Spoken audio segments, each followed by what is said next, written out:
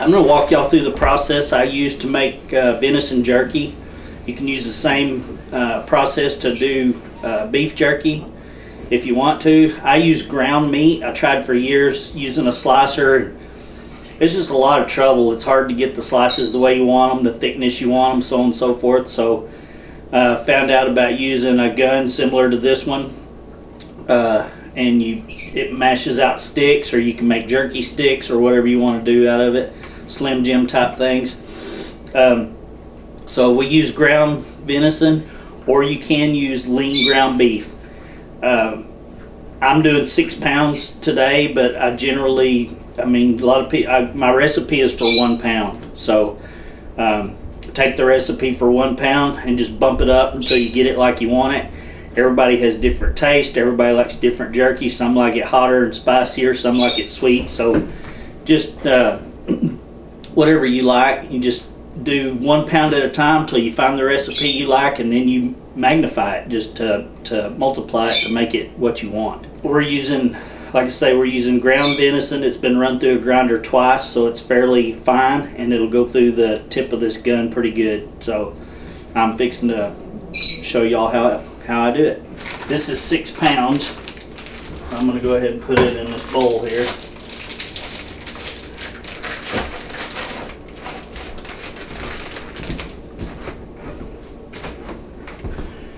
Now, the way that I make it is I take a pound of meat and I season it until I get it like I want it. So for instance, if I use 1 teaspoon of salt, I use 6 with 6 pounds of meat. So that's just an example. Again, everybody has different tastes, so you can make it to suit you, make it to your taste.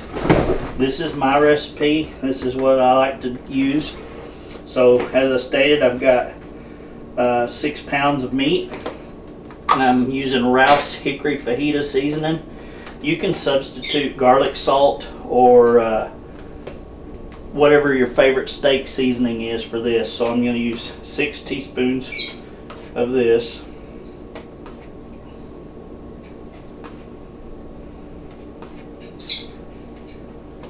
And so if you were making a pound, you would only use 1, of course. So I've got that in there. And then I use salt. About a half a teaspoon to a teaspoon of salt. If you use garlic salt in your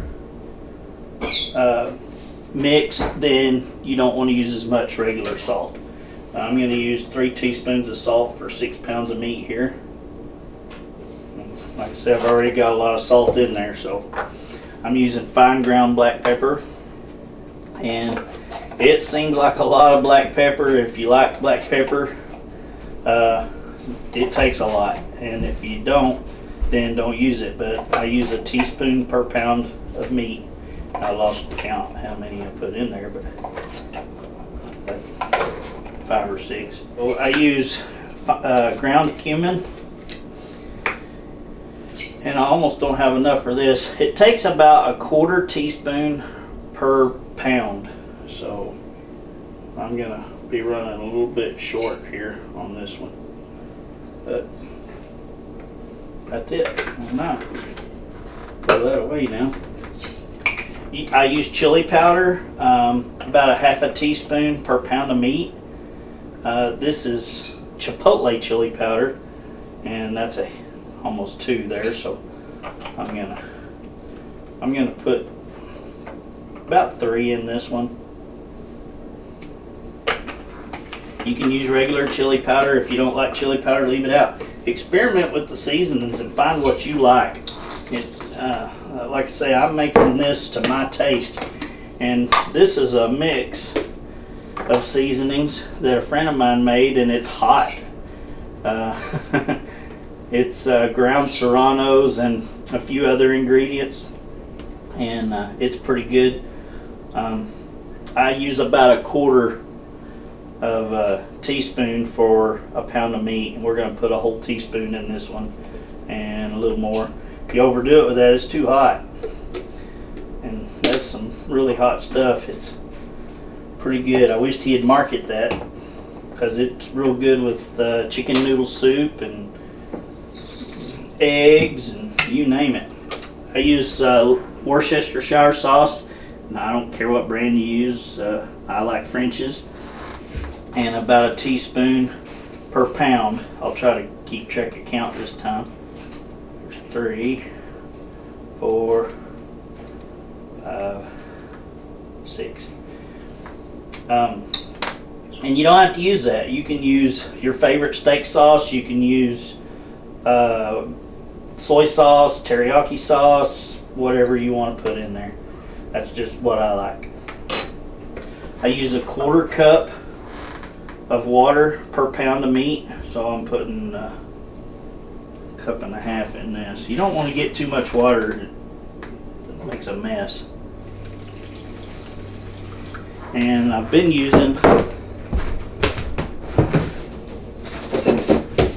light brown sugar, and I don't really measure it. It takes about I use about a 1/4 cup, probably a handful more or less of brown sugar, and there's about a handful. So just make sure that you get, if it's been sitting around a while in the fridge, it'll have chunks in it like that. If you don't get those chunks out of there and they don't dissolve when it's sitting in the meat overnight, then it won't go through the gun. I might use a little more than that on this one. Like I say, I'm making 6 pounds, so oops, made a mess on the floor. It's alright, Michelle will clean that up for me. I'm the cook, not the cleaning lady. So we've got all of our ingredients together in this bowl, and then I stir it up real good.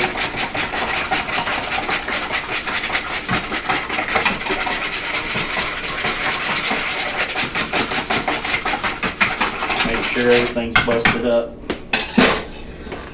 and smash the meat down in there, pour it all across it. Try to get your seasoning even. If you get too much pepper in one spot, you'll get a hot spot now and then. Not too good.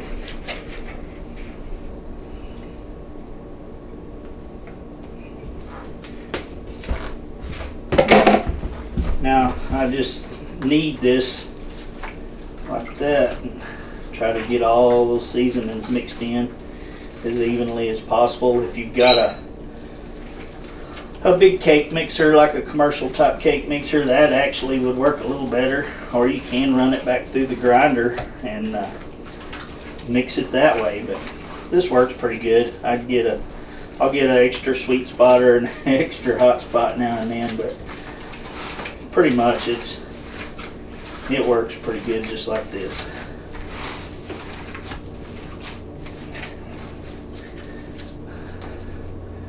As is normal, we don't have a lid for this pot.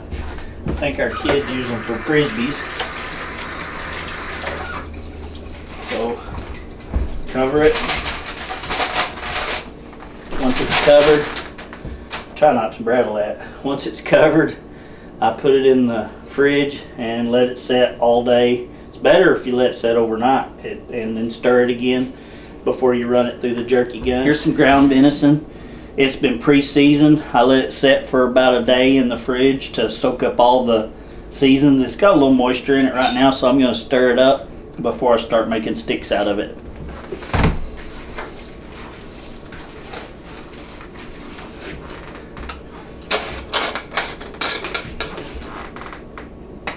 Got the jerky gun here, and fill up the tube.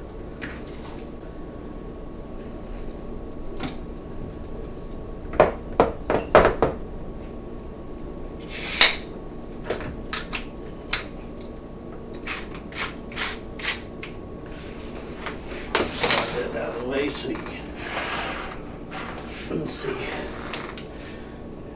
I just make even strips and it comes out on there just like that. I'll go ahead and do a few, and they shrink up when they start drying, so I put them close together, almost touching, and you'd think they'd stick together, but they don't. They separate when they dry. So,